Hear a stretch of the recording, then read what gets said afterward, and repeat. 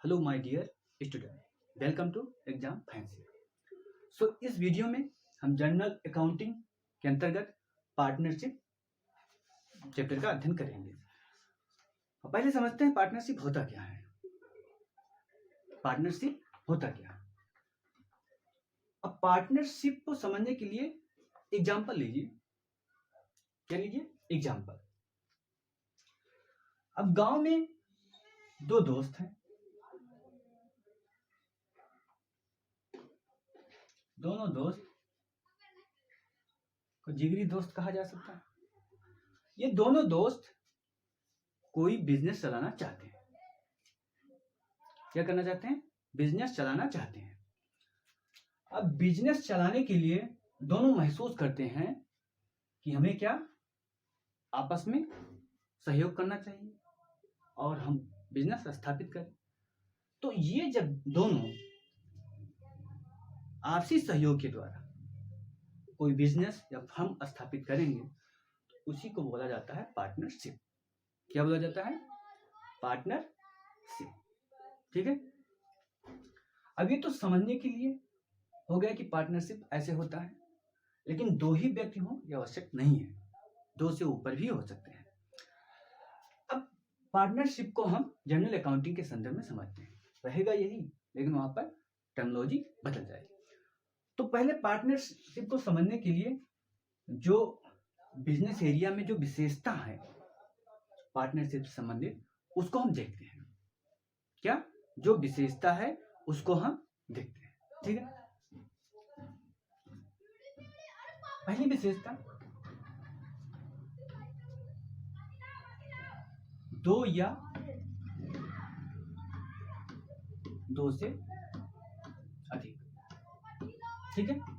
दो या दो से अधिक, यानी मिनिमम क्राइटेरिया क्या है? पार्टनरशिप करना है तो दो आदमी होने ही चाहिए। कितने होने चाहिए? दो होने चाहिए। अधिकतम कितने हो सकते हैं? अधिकतम 50 हो सकते हैं। मिनिमम कितने? दो और अधिकतम 50 होने चाहिए। कितने होने चाहिए? 50 होने चाहिए। दूसरी क्राइटेरिया को देखते हैं। इसमें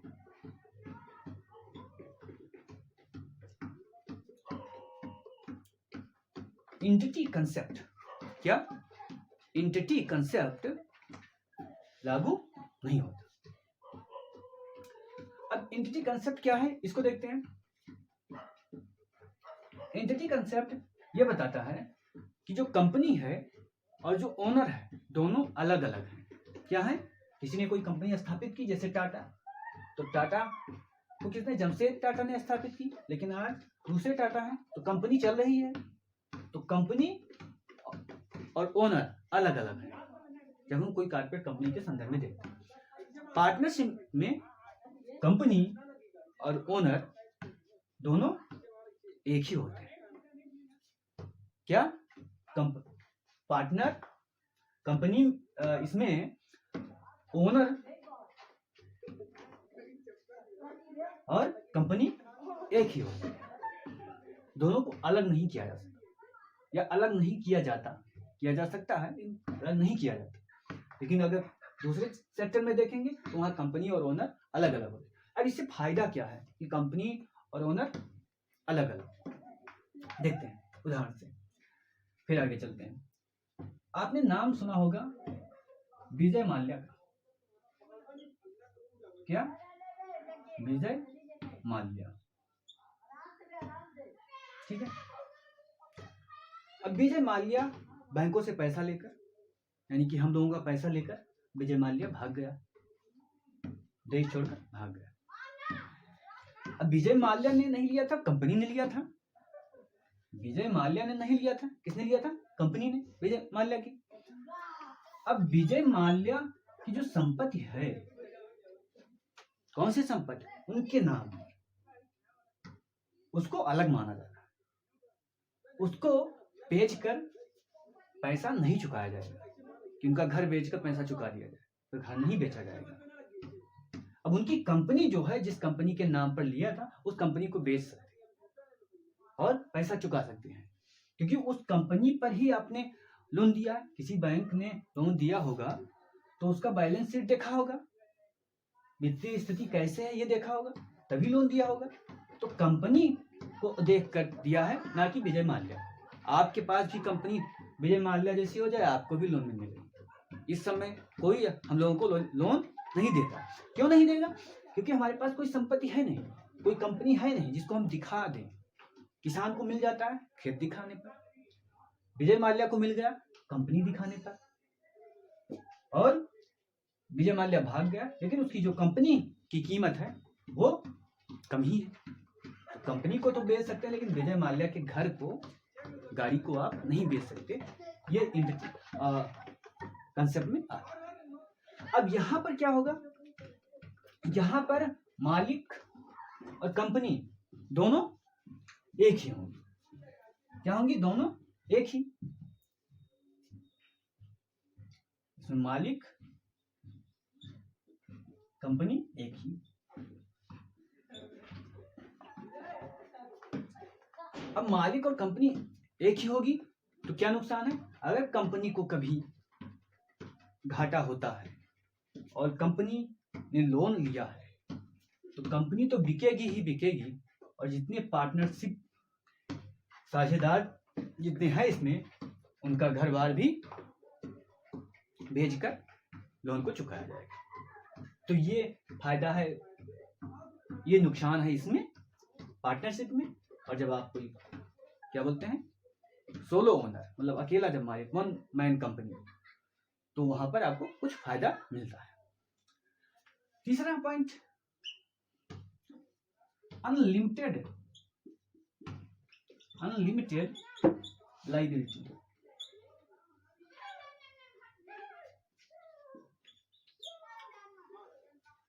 अनलिमिटेड लायबिलिटी का मतलब यही है कि कभी कंपनी की स्थिति खराब होती है और कंपनी ऋणी है। क्या है? कंपनी ऋणी है, तो इसको किसी न किसी प्रकार से पैसा वापस ही करना है, चाहे घर बेचकर, चाहे कुछ भी। ठीक है, 3 कंसेप्ट हो गए, 3 विशेषता इसकी हो गई। अब अगली विशेषता देखते हैं। जब साझेदार होंगे तो पार्टनरशिप डीड बननी चाहिए। क्या बननी चाहिए? Partnership deed. पार्टनरशिप डीड बननी चाहिए। अब डीड क्या होता है? डीड मतलब खाता, कोई कागज पर लिखा होना चाहिए कि हमने किया, उसे हिंदी में विलेख बोलते हैं। तो कोई ऐसा आपके पास दस्तावेज होना चाहिए, रिकॉर्ड होना चाहिए कि ये कंपनी साझे में है। ठीक है, और वहां पर सब कुछ लिखा रहेगा कि कितना कैपिटल है किसी का, कितना ए का कैपिटल है, कितना बी का कैपिटल है, कितना सी का कैपिटल है, और उसी कैपिटल के अनुसार से लाभ भी वितरित होगा, वो सब लिखा रहेगा यहाँ पर। ठीक है, अब अगर पार्टनरशिप डीड नहीं है, यानी कि जो समझौता या एग्रीमेंट के जो कागजात हैं वो नहीं है, तो क्या कंपनी पर असर पड़ेगा? इसको हम यही देख लेते हैं। क्या? इसको यही देखते हैं, क्या पड़ेगा। अगर नहीं है तो किसी को सैलरी नहीं दी जाएगी, किसी को सैलरी नहीं दी जाएगी। क्या? किसी को सैलरी नहीं दी जाएगी। दूसरा, पूंजी पर ब्याज नहीं मिलेगा कि आप बोले कि इतना पूंजी हमने लगाया है तो हमको ब्याज चाहिए। ठीक है। दूसरा, ड्राइंग पर भी ब्याज नहीं होगा। ठीक है। अगला, पार्टनर क्या कर सकता है? लोन दे सकता है, लोन दे सकता है। कोई पार्टनर उसमें है जो कंपनी को फंड करना चाहे तो लोन दे सकता है और उसे 6% ब्याज की भी गारंटी मिल जाएगी। ठीक है। और लाभ तथा हानि का बंटवारा कैपिटल के रेशियो में होगा। अगर पार्टनरशिप डीड नहीं है यानी कि समझौता एग्रीमेंट नहीं है तो आपको इतना सब कुछ अपने आप अप्लाई हो जाएगा। ठीक है, क्या अपने आप अप्लाई हो जाएगा। तो ये हो गया, क्या हो गया, पार्टनरशिप डीड। अब आगे क्या है, ये अकाउंट के लिए, अकाउंट बनाने के लिए कोई फॉर्मेट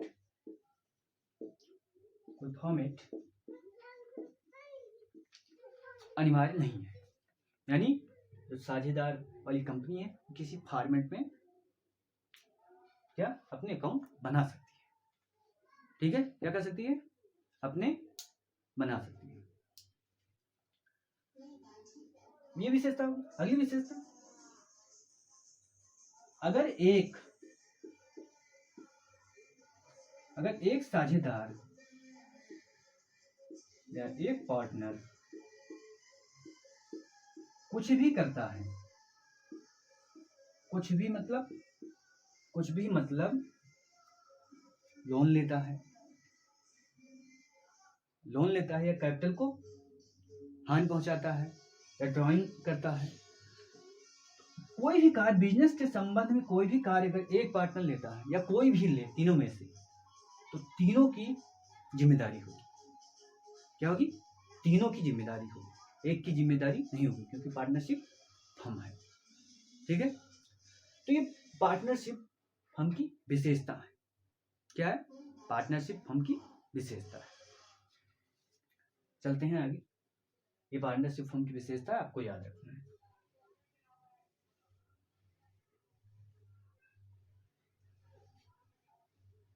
ठीक है, अगली विशेषता,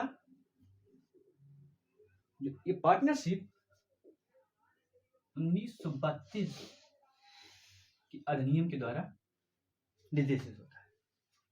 जो पार्टनरशिप आप बना रहे हैं, 2 या 2 से अधिक, अधिकतम 50, एक 1932 के अधिनियम द्वारा विनियमित होता है। ठीक है, 1932 के अधिनियम द्वारा विनियमित होता है। ठीक है, अगला पॉइंट, म्यूचुअल एजेंसी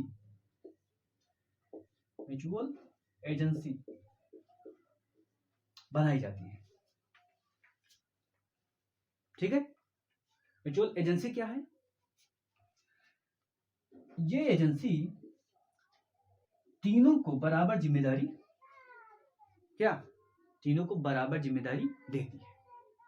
कोई एक भी व्यक्ति करता है तब भी तीनों की बराबर जिम्मेदारी होगी, कोई दूसरा करता है तब भी बराबर, या कोई तीसरा करता है तो भी बराबर। यानी कि म्यूचुअल एजेंसी मतलब 50 सदस्य में कोई भी काम करता है तो वो सबकी साझा जिम्मेदारी होगी, उसे ही बोलते हैं म्यूचुअल एजेंसी। ठीक है, ये इतनी पार्टनरशिप की विशेषता है। ठीक है, अब हम आगे चलते हैं।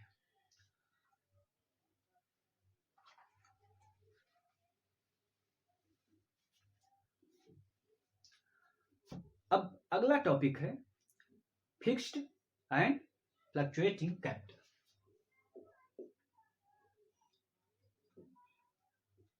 Fixed and fluctuating capital.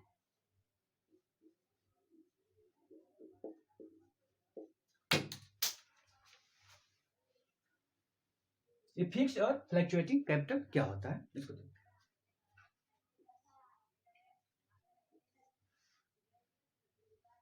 Fixed capital का अर्थ कि आपने कुछ भी, जैसे इतना करोड़ रुपया लगाया, ठीक है। अब ये आपने इतना लगाया, इसी के अनुसार आपको क्या मिलेगा, ब्याज मिलता रहेगा। क्या मिलेगा, ब्याज मिलता रहेगा। और आप कैसे पार्टनर हैं, स्लीपिंग पार्टनर। क्या है, स्लीपिंग पार्टनर। और आपसे कोई मतलब नहीं है, इतना लगा दिया, इसी के हिसाब से रेशियो में आपको मिलता रहेगा। तो यह है फिक्स कैपिटल। फ्लक्चुएटिंग कैपिटल, इसमें क्या होगा, आपने लगाया,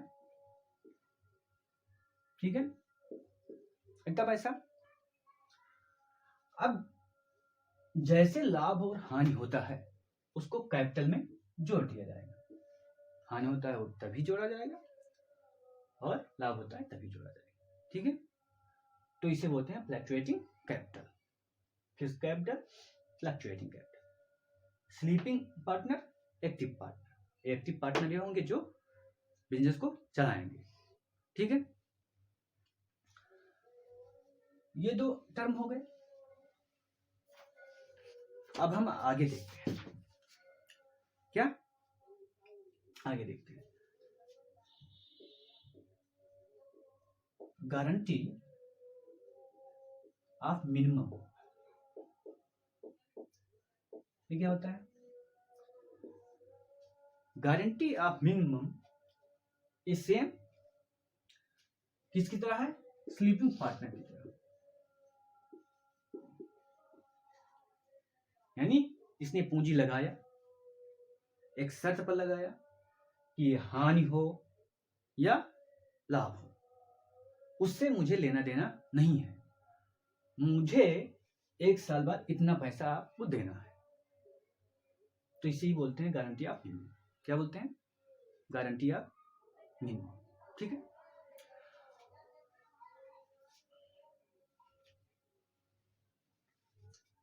अगला शब्द देखते हैं, लिमिटेड लायबिलिटी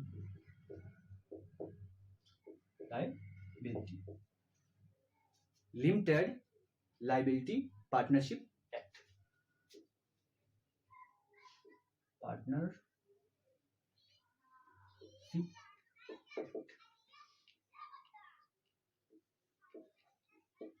ठीक है। अब इसको भी जानना आवश्यक है क्योंकि पार्टनरशिप से संबंधित है।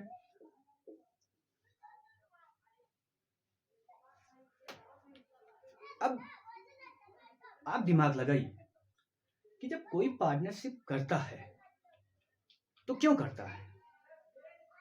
वो इसलिए करता होगा कि उसके पास पूंजी नहीं हो। अगर किसी के पास पूंजी होगी तो वो सोलो ओनर बनना चाहेगा और वो अपनी कंपनी स्थापित करना चाहेगा और फिर उसको अपने अंडर बहुत सारे लोगों को रखकर कंपनी को बढ़ाएगा। लेकिन पार्टनरशिप कब की जाती है, पार्टनरशिप जब की जाती है जब आपके पास पूंजी की कमी है। तो आप 2, 3, 4, 5, 50 तक क्या कर सकते हैं, मिलकर एक कंपनी बना सकते हैं, साझेदार कंपनी बना सकते हैं। अब आप लोगों ने मिलकर कंपनी बनाया, 2 लोगों ने या 50 लोगों ने, इनकी पूंजी की कमी थी और आपने एक कंपनी बनाया। अब आपने जो कंपनी बनाई उससे आपको भी लाभ होगा व दूसरों को भी लाभ होगा। दूसरों को लाभ होगा कि आपने 50 लोगों को रोजगार दे दिया, ठीक है। 50 लोगों को रोजगार देना, 50 लोगों को रोजगार देना बहुत बड़ी बात होती है। आप अगर भारत को नया भारत बनाना चाहते हैं तो एक ही काम करिए, आप लोगों को रोजगार दीजिए। सभी का अगर ध्येय यही बन जाए कि हम लोगों को रोजगार देंगे तो भारत 5 साल में न्यू इंडिया बन जाएगा। तो 50 लोगों को रोजगार दें। अब इनका भी काम चल रहा है और पार्टनरशिप में उनका भी काम चल रहा है, किंतु ये पहले मैंने बताया कि इनके पास पूंजी की कमी थी। अब पूंजी की कमी थी, हम लोगों ने पढ़ा कि क्या, अनलिमिटेड लायबिलिटी। इनके पास पूंजी की कमी भी है और अगर इनको घाटा हो जाता है तो अपना घर द्वार बेचकर सब कुछ जो भी सामान है, गहना, सोना चांदी, सब कुछ बेचकर ये अपना लोन क्या करेंगे, देंगे। पूंजी की कमी है। अब दूसरा कंपनी हम देखते हैं विजय माल्या के पास। विजय माल्या हो, रिलायंस हो, टाटा कोई कंपनी, उसके पास पूंजी की कमी नहीं है। अब उसने एक नई कंपनी, टाटा ने दूसरी कोई नई कंपनी स्थापित कर दी। अब वो कंपनी अगर डूबती है तो टाटा का घर नहीं जाएगा, टाटा का गहना नहीं जाएगा, टाटा की व्यक्तिगत चीजें नहीं जाएंगी, केवल कंपनी ही बिकेगी। तो ये आपको लगेगा भेदभाव कि जिसके पास बहुत ज्यादा पूंजी है उसका घर द्वार बेचकर हम क्या लोन वापस कर सकते हैं, और जिसके पास कुछ नहीं है उसका क्या दोगे। तो सरकार ने लिमिटेड लायबिलिटी पार्टनरशिप एक्ट लेकर आई।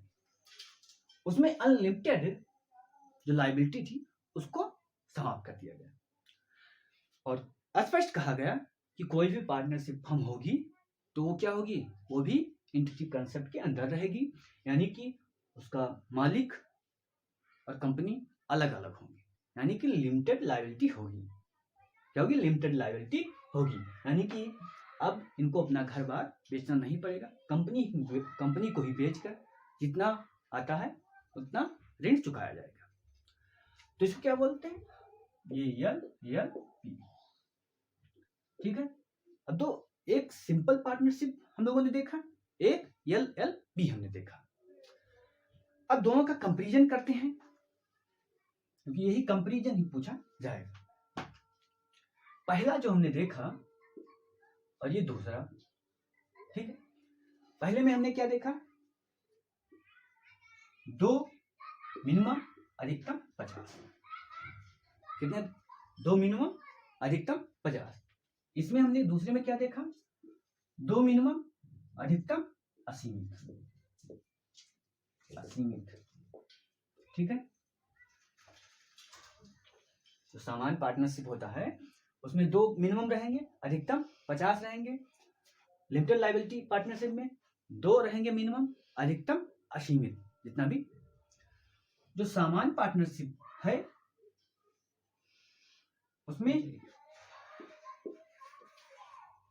1932 के एक्ट द्वारा नियमित होता है। किसके द्वारा, एक्ट द्वारा, और ये लिमिटेड लायबिलिटी एक्ट के द्वारा, यानी कि ये जो 2008 का जो एक्ट है इसके द्वारा नियमित होता है, ठीक है।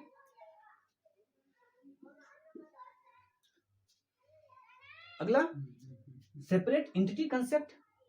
यहां पर सेपरेट एंटिटी कंसेप्ट लागू नहीं है। क्या, सेपरेट एंटिटी कंसेप्ट लागू नहीं है, यानी कंपनी और ओनर एक ही है, यहां पर लागू है। क्या, यहां पर लागू है, यानी ओनर और कंपनी दोनों क्या क्या है, अलग अलग है। तीसरा, यहां पर क्या है, अनलिमिटेड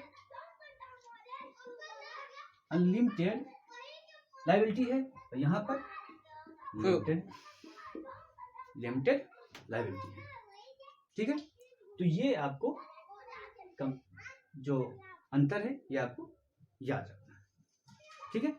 यहां पर एक पॉइंट और देख सकते हैं, ये किसके द्वारा, एग्रीमेंट के द्वारा। एग्रीमेंट, वही एग्रीमेंट के अनुसार पूरा काम होता है, लेकिन ये कानून के द्वारा, यानी लिमिटेड लायबिलिटी एक्ट में कानून बताया गया कि इसके अंतर्गत आपको साझेदारी करना है। तो यह था पार्टनरशिप, इसी से आपका काम चल जाएगा और इसी से संबंध, इसको आप याद कर लीजिएगा, EPFO एग्जाम में यहीं से पूछा जा सकता है। तो आज के लिए इतना ही। जय हिंद, जय भारत।